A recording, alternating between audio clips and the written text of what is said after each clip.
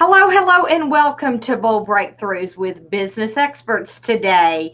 I am so excited to be here. I have a great guest today. But if you don't know me, I am Catherine Ann Clayton, and I help professional driven women launch their own business and make their own money to create their own time freedom.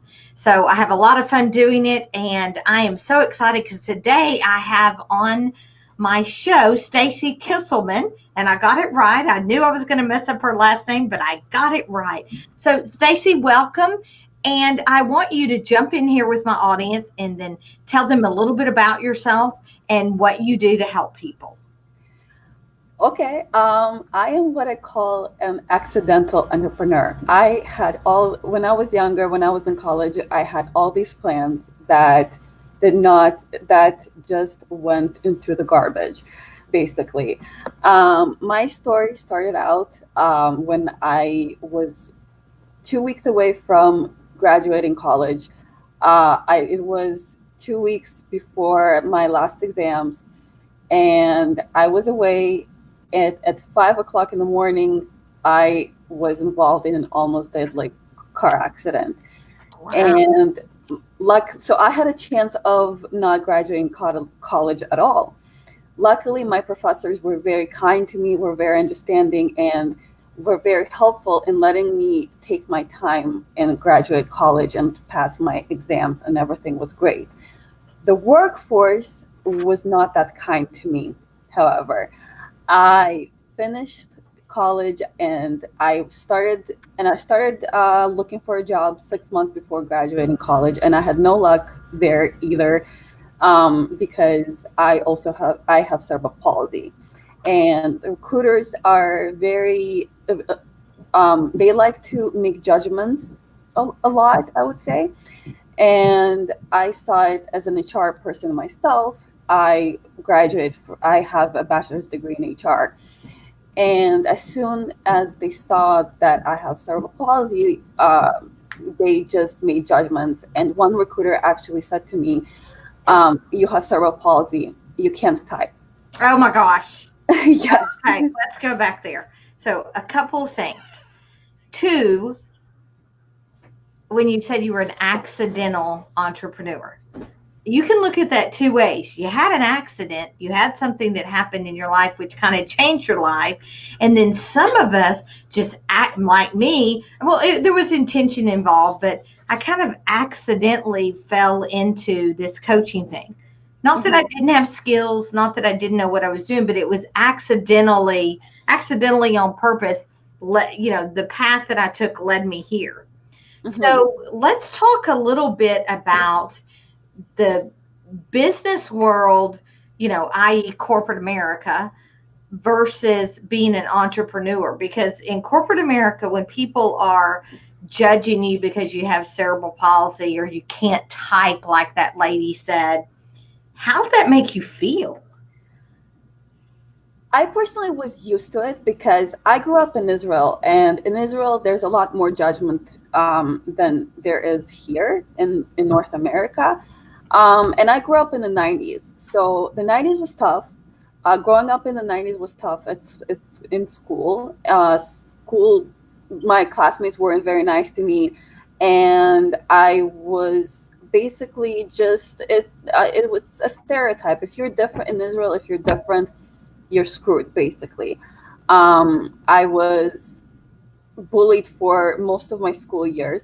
So that to me was like bullying. I saw that type of behavior from recruiters as bullying. And that was okay with me. But as an entrepreneur, I saw such a difference between how it was treated because of my disability. And that's what interested me the most, and what was so shocking to me, because I would get, as an entrepreneur, I got jobs, I got projects, I closed clients because I have disabilities. Because after the car, when they hear my story, when they hear that I have cerebral palsy, that I was involved in an almost deadly car accident, and then after that I have epilepsy and depression, and yet I have a business, and I'm married and living this normal life, they want to work with me, right? Right. You made your mess your message. Yeah. And people really resonate with that. People, people resonate with the hero journey that people talk about, going from then I'm being dramatic because I'm dramatic, being going from the ditches into, making, a 5-6 figure business. Yeah. So tell us a little bit about your business and what you do. If I came to you and I go, Stacie, I need your help. Tell us what you're going to help me do. So I started out, when I started out small. I started out with what I knew. I worked with job seekers, and I edited and wrote them resumes and cover letters. And all of my clients got their jobs with the documents that I provide them with. Still to this day. Wow. So you started out, I'm going to kind of like to reiterate. So you started out with what you knew, not what you didn't know, but what you knew, and you knew that you could monetize that. Yes. That is awesome. And did you get success within the first couple of weeks, or how did that all happen? I really grew with my wanted to work on my social media, and that's how I found my niche and my clients. And still to this day, I use social media. Right. I really that was a side hustle. I didn't want to be a full-time entrepreneur. I wanted that my goal at the time was to make $50 here and there, really, just until I get a full-time job. And so I've had success there, absolutely, and I absolutely love it.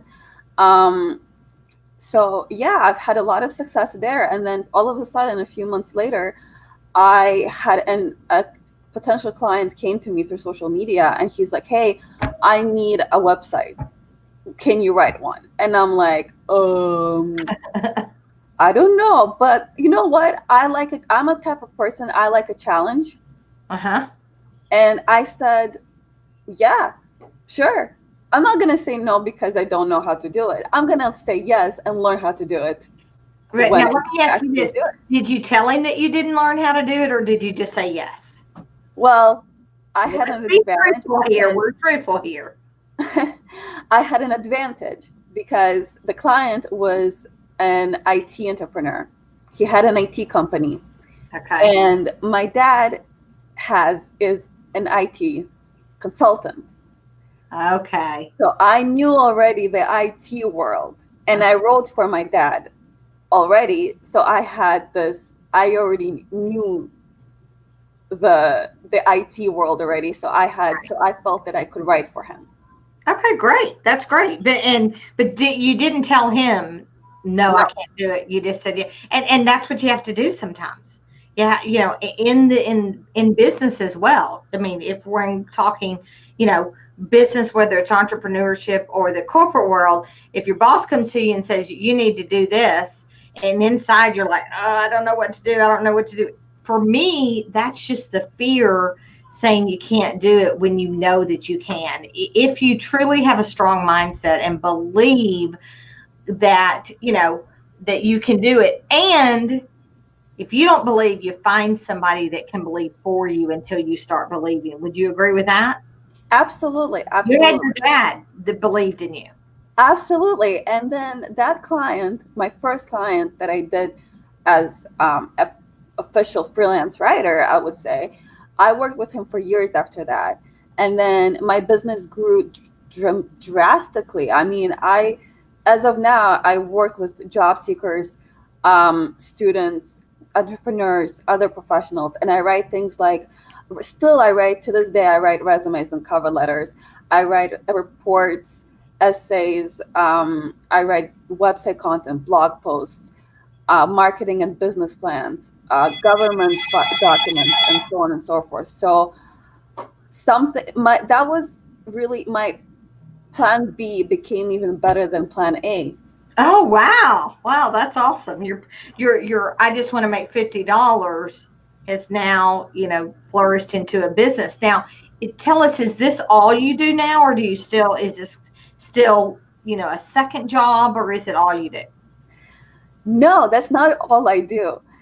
So after I had a very rough few years after the car accident, I was diagnosed with epilepsy, and then I had a rough years recovering from epilepsy. Which, by the way, you don't ever recover from epilepsy; you always have it. Um, but it's just I became a very different person, and therefore I started having symptoms of PTSD, and I started learning of ways of coping with PTSD. And there are different ways of coping. There's exercise, meditation, walking a lot, stress management, etc., etc. For me, my way of coping was writing, and writing was always just my passion in general. I found that in college, and I worked part time as a blogger as well, which again was just for fun, really, just to Wow. make and then to make extra money. Uh-huh. And so, my husband, as I was coping with depression, my husband recommended to me as an idea to start journaling my life and all the things and write about all the things that contributed to my PTSD. And so I wrote and I wrote every day. I wrote a little bit, a little bit. I wrote when I felt like it. I wrote when I didn't feel like it. And then I What? Are y'all listening to that? She wrote when she felt like it, and she wrote when she didn't feel like it. That is a nugget, Stacie. That's awesome. That's what people need to take back. She did it when she didn't feel like doing it. Are you out there just doing your business when you feel like it? So sorry for interrupting. I got to give nuggets when so they can get them. and then as I looked at my progress, I realized, well, this shouldn't just be seen by me. This should be seen by the world, because at the end of the day, there are a lot of people who have cerebral palsy. Mhm. There are a lot of people who are car accident survivors. There are a lot of people who have epilepsy and suffer from PTSD.